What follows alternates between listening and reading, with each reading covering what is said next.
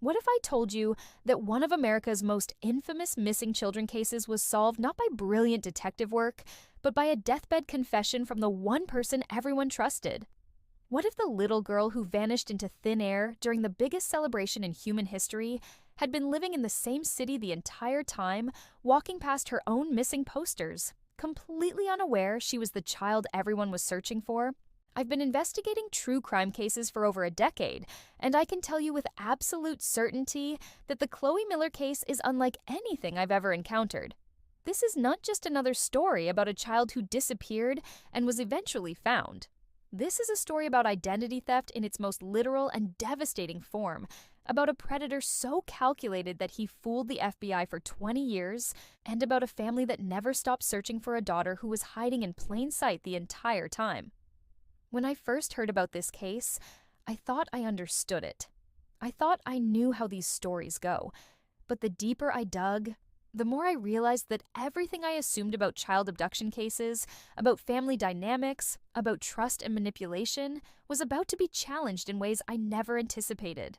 December 31st, 1999 was supposed to be a night of celebration, a moment when the entire world came together to welcome a new millennium filled with hope and possibility. For 7-year-old Chloe Miller and her family, it became the night that destroyed everything they knew.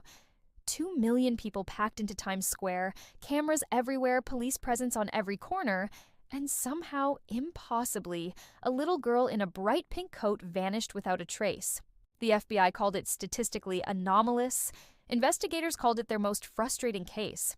But what nobody knew, what nobody could have possibly known, was that the person responsible for Chloe's disappearance was yet some stranger lurking in the shadows. It was the devoted uncle who organized search parties, who comforted the grieving family, who spent 2 decades playing the role of heartbroken relative so convincingly that he became invisible as a suspect. For 20 years, Patricia Miller lived with the unbearable grief of not knowing what happened to her daughter. She attended therapy, joined support groups, chased false leads that broke her heart over and over again. Meanwhile, 12 miles away, Chloe was living under a different name, working as a waitress, believing her parents had died when she was a child, never once questioning the story her uncle had told her. The psychological manipulation required to pull this off is almost incomprehensible. To not just kidnap a child, but to erase her entire identity and replace it with a fabricated one to maintain that lie for 2 decades without a single crack in the facade. This is a story about the darkest corners of human nature, about how the people we trust most can sometimes be the most dangerous, and about a young woman who had to discover in the most traumatic way possible that everything she believed about herself was a carefully constructed lie. What you're about to hear is not just a true crime story, it's a cautionary tale about the limits of investigation, the power of manipulation, and the devastating reality that sometimes the person searching hardest for a missing child is the same person who took them in the first place. This is the story of Chloe Miller, the girl who disappeared at the turn of the millennium and spent 20 years living as someone else, completely unaware that her real family was still searching for her. And I promise you, by the time we reach the end of this story, you'll never look at missing children cases the same way again. I'll never forget the first time I saw the grainy footage from Times Square on December 31st, 1999. You know that feeling when you're watching something and your gut tells you it's wrong before your brain catches up? That's what hit me when I saw little Chloe Miller's pink winter coat disappearing into a sea of 2 million people celebrating the new millennium. 1 second, she's holding her mother's hand. The next, she's just gone, vanished without a trace. And here's what makes this cold case haunt me to this day. In the most photographed, most videotaped moment in human history, up to that point with cameras everywhere capturing the turn of the century, somehow nobody saw what happened to that 7-year-old girl who disappeared. The Miller family had driven in from Westchester County that afternoon, just like thousands of other families wanting to be part of history. Chloe's father, David Miller, was a successful investment banker who believed his family deserved to experience the real New York. Her mother, Patricia, had been hesitant about bringing the kids into such massive crowds, but David insisted it would be a memory they'd treasure forever. They brought Chloe and her older brother, 10-year-old Marcus, positioning themselves near 45th and Broadway around 9 p.m. What Patricia didn't know was that her brother-in-law, Richard Miller, had quietly joined them in the crowd, saying he wanted to help keep an eye on the kids. Looking back now, knowing what we know about this missing children case, that decision sends chills down my spine every single time. The chaos of that night is hard to overstate if you weren't there. We're talking about the biggest New Year's Eve celebration in American history. People camping out since morning, the NYPD with over 7,000 officers deployed, and the energy was absolutely electric with millennium fever mixed with Y2K anxiety. In that atmosphere of excitement and underlying fear, parents were gripping their children tighter than usual. That's what makes this child disappearance so impossibly strange. Patricia Miller swears she had Chloe's hand in hers at 11:47 p.m., but when the countdown started at 11:59, when 2 million voices chanted together and confetti cannons exploded overhead, Patricia looked down and her daughter's hand was no longer in hers. The initial panic was swallowed by celebration noise. Every parent's worst nightmare. David Miller immediately started pushing through people, shouting for his daughter, while Marcus stood frozen in shock. Uncle Richard reportedly stayed calm, telling the family he'd searched the perimeter while they stayed put. He disappeared into the crowd for about 20 minutes, then returned saying he'd found nothing. The NYPD was notified at approximately 12:31 a.m. on January 1st, 2000, making Chloe Miller one of the first missing children of the new millennium. What nobody realized was that this shocking case would remain unsolved for exactly 20 years. And when the truth finally came out, it would be more disturbing than anyone could have possibly imagined. The thing that keeps investigators up at night is the sheer impossibility. Times Square that night was essentially a contained space with barricades, checkpoints, and police everywhere. So how does an abducted child in a bright pink coat just disappear? When you start digging into missing children cases, you learn pretty quickly that the first 48 hours reveal everything about a family. And I mean everything. The Millers looked picture perfect on the surface, David with his corner office at Goldman Sachs, Patricia with her charity work and PTA involvement, their beautiful colonial house in Scarsdale with the white picket fence. But here's what I've learned after years of investigating these heartbreaking stories. Perfect families don't exist, and the ones that look too perfect are usually hiding the darkest secrets. Within 72 hours of this child disappearance, the cracks in the Miller family foundation started showing, and by the end of the first week, investigators knew they were dealing with something far more complicated than a random Times Square mystery. David Miller became the FBI's first person of interest, which happens in about 80% of child abduction cases involving families. His alibi was solid. Hundreds of witnesses and video footage confirmed his location, but his behavior raised red flags. He refused to take a polygraph for 3 days, and when he finally did, results were inconclusive. Investigators discovered David had been having an affair for nearly 2 years, and here's the kicker. The affair partner told FBI agents that David had once mentioned how much easier and cheaper his life would be if he only had one child instead of 2. Those words, spoken casually 18 months before Chloe vanished, became evidence that investigators couldn't ignore in this haunting cold case. Patricia Miller was falling apart differently, and watching her interviews from those early days is absolutely heartbreaking. She blamed herself for letting go of Chloe's hand, replaying that moment until it nearly destroyed her. But investigators noticed something odd. She seemed almost more angry than grief-stricken, especially when talking about her brother-in-law Richard.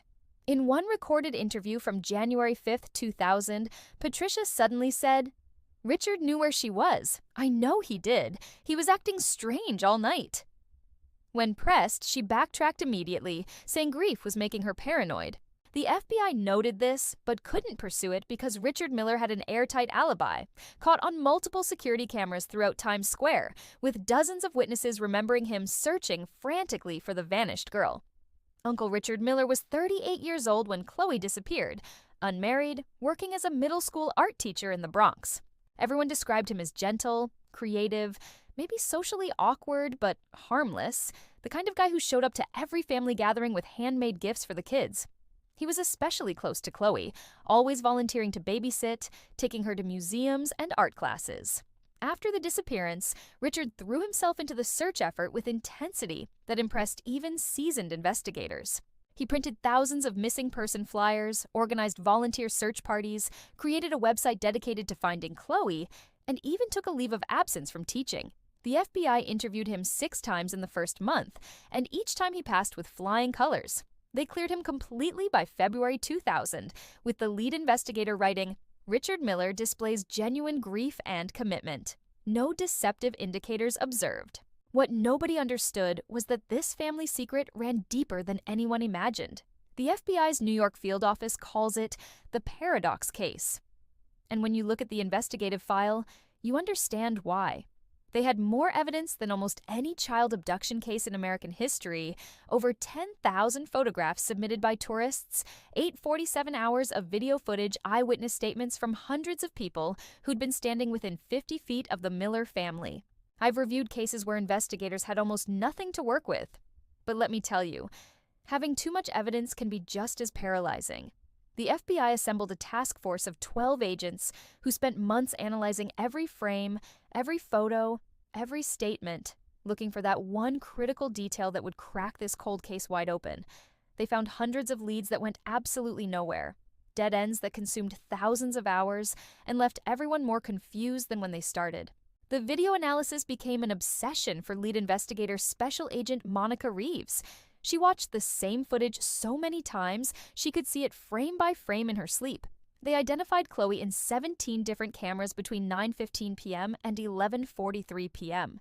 You could track her movements, see her eating a pretzel, sitting on her father's shoulders, laughing and pointing at massive screens. The last clear shot shows her at 11:43 p.m., standing between her parents, wearing that pink coat with her hood up because the temperature had dropped to 28 degrees. Then cameras shift to capture the ball, crowds surge forward, and when they pan back at 12:02 a.m., there's just empty space where the missing child had been standing. It's like watching a magic trick in reverse. You know something impossible happened, but you can't figure out the method. The Amber Alert went out at 1:47 a.m., broadcasting Chloe's description across New York, New Jersey, and Connecticut. Port Authority and Highway Patrol set up checkpoints on every major route out of Manhattan. Penn Station, Grand Central, and Port Authority bus terminal all had officers showing Chloe's photo. Here's what's haunting. Statistically, kidnapped kids are usually moved quickly and taken far from the abduction site within the first few hours. The FBI was operating on the assumption that Chloe had been taken out of the city, probably across state lines. They were looking outward, expanding their search radius every hour, when they should have been looking inward. Every piece of evidence, every behavioral analysis, every statistical model pointed to the same conclusion. This vanished girl was no longer in New York City. The tip line was absolutely flooded. Over 3,000 calls in the first week alone, from people who swore they'd seen Chloe everywhere from rest stops in Pennsylvania to shopping malls in Connecticut. The FBI had to assign a dedicated team just to process these tips, chasing down leads that ranged from legitimate to completely delusional. One woman called from Ohio, claiming Chloe was living next door with a nervous-looking daughter. Agents drove 6 hours and found a family who'd lived there for 8 years. Another tip came from a truck driver who'd seen a man forcing a crying blonde girl into a van near Harrisburg. That lead consumed 200 agent hours before they identified a completely different child having a vacation tantrum. This is the reality of high-profile missing children cases. You can't ignore any tip, so you chase everything, exhaust your resources, and watch the trail get colder with each passing day in this unresolved mystery. There's a moment in every cold case where you can feel the energy shift, where desperation turns into resignation and 24/7 urgency fades into quarterly file reviews. For the Chloe Miller case, that moment came around the 6-month mark in June 2000. The FBI had exhausted every lead, interviewed over 2,000 people, cleared 87 suspects, and come up with absolutely nothing. Special Agent Reeves told me it felt like hitting a concrete wall at full speed. The task force was reduced from 12 agents to 3, then eventually down to 1 agent reviewing tips while working other cases. The Miller family held a press conference on Chloe's 8th birthday in March, begging for information, but media coverage had already started to fade. That's the brutal reality of missing children. Unless there's new evidence, the public moves on, and families are left holding on to hope that gets heavier with each passing year in this family tragedy. David and Patricia's marriage didn't survive the first year, a pattern I've seen in dozens of cases where grief, guilt, and blame become too much for any relationship to bear. David threw himself into 80-hour work weeks because being home meant confronting Chloe's empty bedroom and Patricia's silent accusations. Patricia developed severe anxiety and depression, attending support groups for parents of missing children, and filed for divorce in November 2000. Marcus, who was 10 when his sister disappeared, became a different kid entirely, withdrawn, angry, failing in school, despite having been an honor student before. The family that had looked so perfect in their Christmas card from 1999 had completely disintegrated by 2001. Richard Miller was the only one who seemed to hold it together, which everyone attributed to his strength and dedication to finding Chloe. He continued running the website, organizing annual candlelight vigils, maintaining contact with investigators even when leads dried up completely. The false sightings became cruel torture for the Miller family over the years. In 2003, a girl matching Chloe's age-progressed photo was spotted in rural Virginia, and Patricia drove 6 hours through the night only to discover it was a stranger. In 2006, an anonymous tip claimed Chloe was being held by a cult compound in upstate New York. State police raided and found nothing.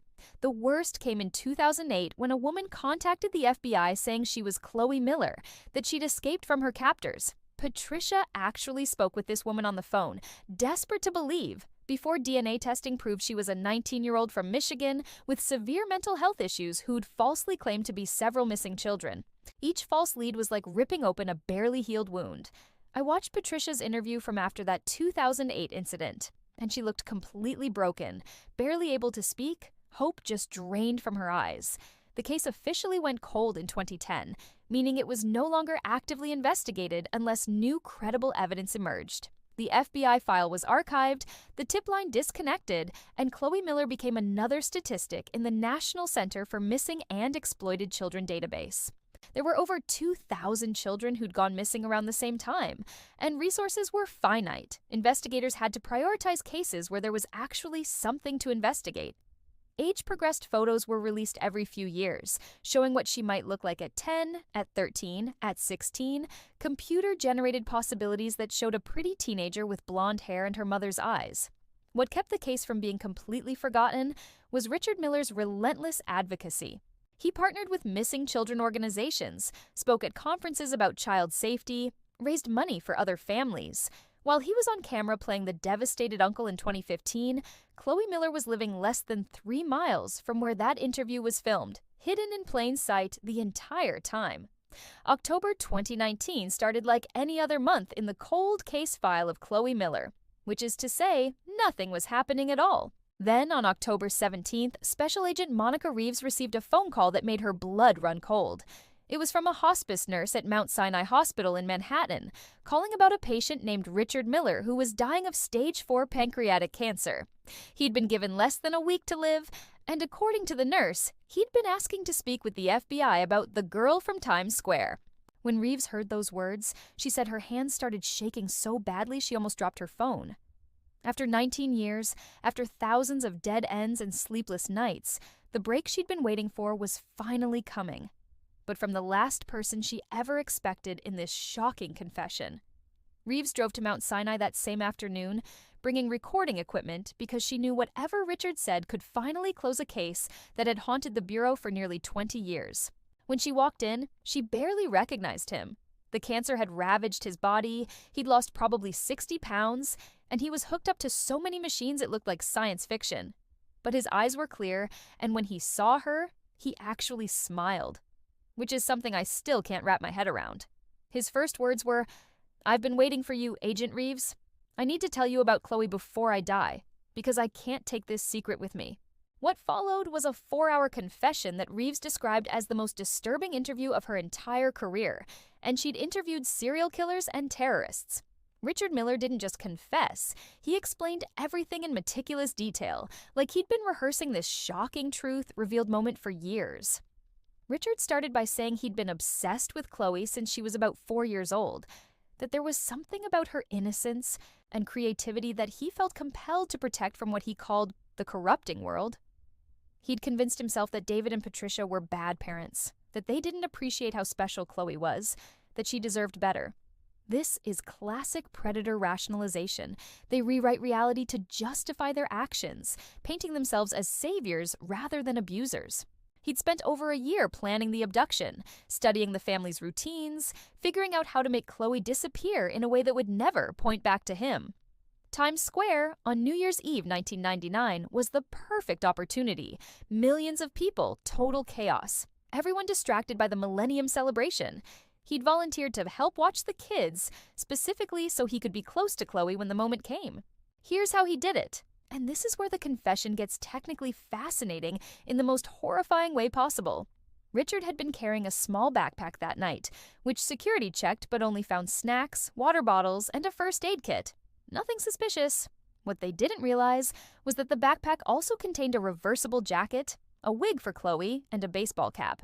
During the countdown, while everyone's attention was on the ball dropping and fireworks exploding, Richard grabbed Chloe's hand and pulled her into the crowd, moving quickly through the surge. He told her they were playing a game, that they were going to surprise Mommy and Daddy. Within 90 seconds, he ducked into a recessed doorway, changed Chloe's appearance completely, pink coat off and stuffed in his backpack. Reversible jacket on, making her look like she was wearing blue blonde pigtails hidden under a wig that made her look like she had short brown hair, baseball cap pulled low. By the time Patricia realized Chloe was gone at 11:59 p.m., Richard and Chloe were already 3 blocks away, looking nothing like the girl everyone would soon be searching for in this investigation unsolved for 2 decades. When Agent Reeves asked Richard where Chloe was at that exact moment, his answer made her heart stop. "She's at work, probably serving lunch to tourists in Midtown right now."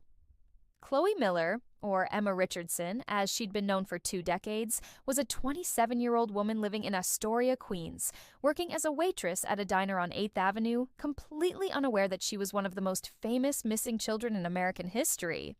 She'd been living a normal life in New York City the entire time, walking past her own missing person posters that still hung in some subway stations, never once recognizing the little girl in the pink coat as herself. Richard explained that he'd raised her in relative isolation at first, homeschooling her and limiting her contact with the outside world. But as she got older, he'd gradually integrated her into society using the false identity he'd created.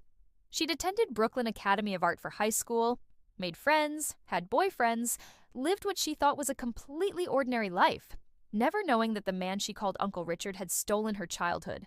The genius of Richard's plan, and I hate using that word, but it's accurate, was that he hid this kidnapped child by making her visible. He didn't keep her locked in a basement or hidden away in some rural compound where someone might eventually notice something suspicious. Instead, he created a false paper trail that was good enough to pass casual scrutiny, enrolled her in schools, took her to doctors, let her have a social life within carefully controlled boundaries. When you think about abducted children who are recovered years later, cases like J.C. Dugard or Elizabeth Smart, you usually think of captives held in isolation, their identities known to their abductors. But Chloe's case was different because Richard had successfully convinced her that she'd never been anyone other than Emma Richardson. He'd stolen not just her freedom, but her entire sense of self, creating dark storytelling that defied every investigative assumption. Agent Reeves asked the question burning in all of our minds. How did no one recognize her? Richard's answer revealed just how much planning had gone into this. First, he'd moved to a different neighborhood immediately after the abduction, somewhere the Miller family never went and where no one knew him as Chloe's uncle. Second, he'd carefully avoided any situation where Chloe might encounter someone from her old life. Different schools, different social circles, different parts of the city. Third, and this is crucial, people see what they expect to see. The world was looking for a kidnapped child named Chloe Miller, not a well-adjusted teenager named Emma Richardson living openly with her legal guardian. Age progression photos can only do so much. They don't account for different hairstyles, weight changes, or the simple fact that faces change in unpredictable ways. By the time Chloe was a teenager, she looked similar to her age-progressed photos, but different enough that no one made the connection. She'd developed mild scoliosis that changed her posture, wore glasses that altered her facial appearance, and had dyed her blonde hair dark brown in high school. The psychological damage Richard had inflicted went far beyond just the kidnapping itself in this emotional true crime case. He'd molded Chloe's entire worldview to serve his needs, convincing her that he was the only person she could trust, that the outside world was dangerous, that their bond was special and needed to be protected. He'd isolated her emotionally, even while allowing her physical freedom, creating a dependency that kept her connected to him even as she became an adult. When she turned 18 and could have legally left, she chose to stay in contact with Richard, because he was the only family she'd ever known, or at least, the only family she remembered. She'd call him every week, visit him for holidays, genuinely love the man who'd destroyed her life. That's what makes this case so uniquely tragic. Chloe didn't even know she needed to be rescued. While Patricia Miller was attending therapy and support groups grieving the daughter she'd lost, that daughter was living 12 miles away, believing her mother had died 20 years ago in a car accident that never happened. A family secret more devastating than anyone could imagine. Agent Reeves left that hospital room with Richard's confession recorded, her mind racing with implications, and immediately mobilized a team to locate and approach Chloe, or Emma, as she still believed herself to be. This wasn't going to be a typical recovery operation where you reunite a grateful victim with their family. This was going to be the psychological equivalent of detonating a bomb in someone's life. They found her exactly where Richard said she'd be, working the lunch shift at Morrison's Diner on 8th Avenue between 47th and 48th Street, less than 3 blocks from where she disappeared 20 years earlier. Reeves watched her through the window for a few minutes before going in, and she told me later that seeing Chloe serving coffee and taking orders, completely oblivious to the fact that her entire world was about to shatter, was one of the hardest moments of her career in investigating missing children cases. The FBI brought in a crisis psychologist and waited until Chloe's shift ended at 3 p.m. before approaching her outside the diner. Reeves identified herself, asked if they could speak privately, and Chloe's first reaction was confusion. She thought maybe she'd witnessed a crime or someone had used her identity for something illegal. They took her to the FBI field office, and in a quiet room with the psychologist present, Agent Reeves began the most difficult conversation of her life. She started by asking Chloe what she remembered about her childhood before age 7, and Chloe said the memories were fuzzy. That Uncle Richard told her it was normal to not remember much from that age, that the trauma of losing her parents in the car accident had caused memory suppression. That's when Reeves gently told her there had never been a car accident, that her name wasn't Emma Richardson, and that her real parents were alive. I've watched the video of this interview, and the moment Chloe's face changes from confusion to disbelief to complete devastation is absolutely heartbreaking. It's like watching someone's entire reality collapse in real time. Chloe didn't believe it at first, which is completely normal when information contradicts everything you've ever known about yourself. She demanded proof, so they showed her the DNA comparison. Her DNA from a coffee cup matched Patricia Miller with 99.9% certainty. They showed her photographs of herself as a child, videos of the Miller family from before the abduction, news footage from her disappearance. With each piece of evidence, you could see her trying to reconcile these images with the story Richard had told her, and the cognitive dissonance was tearing her apart. The psychologist later said it was like watching someone experience multiple stages of grief simultaneously. Denial, anger, bargaining, depression, all crashing over her in waves. When they told her Richard had confessed from his deathbed that he was dying at Mount Sinai right now, Chloe actually asked if she could go see him. She wanted answers, wanted to confront the man who'd been the center of her universe for 20 years with the truth he'd hidden. This shocking truth that would haunt her forever. The FBI arranged for Chloe to see Richard one final time, with agents and the psychologist present, and that conversation haunts everyone who witnessed it. Chloe walked into that hospital room as Emma Richardson, the orphaned niece who loved her uncle, and within minutes transformed into Chloe Miller, the kidnapped daughter.